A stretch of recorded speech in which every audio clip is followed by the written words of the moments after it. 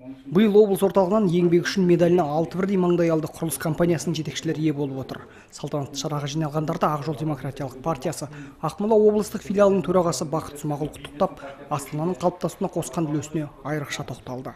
Биылғы жылды қорытындылаудың бір шарасы ретінде бүгін сондай бір марапат болып отыр.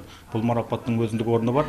Өйткені мынау Ақ Жол партиясы бизнестің партиясы болғаннан кейін биылғы жылы Астананың 20 жылдығы және құрылыс саласында Қазақстанда үлес қосып жатқан үлкен іргелі компания басшыларына арнайы мерейтойлық медаль дайындаған болатын.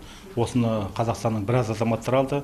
Осыны енді Ақмола облысында да біраз адамдар ұсынылған болатын. Сол адамдарға бүгін сол Азат Перуаштың атынан соны тапсыруға маған тапсырма берілген болатын. Еңбегі еленген азаматтардың қатарында Жардау серіктестігінің директоры Дәуренбек Жарылғасып та бар.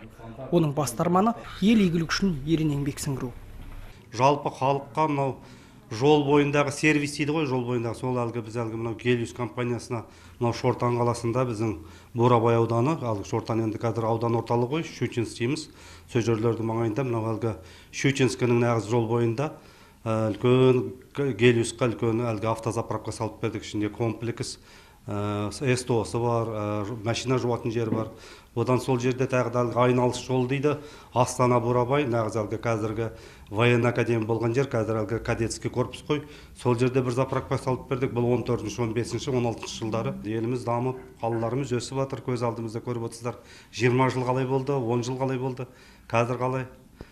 Отандық құрылыс компанияларының қай-қайсысы болмасын, елдің гүлденіп, өркендеуіне өзіндік үлес қосып келеді.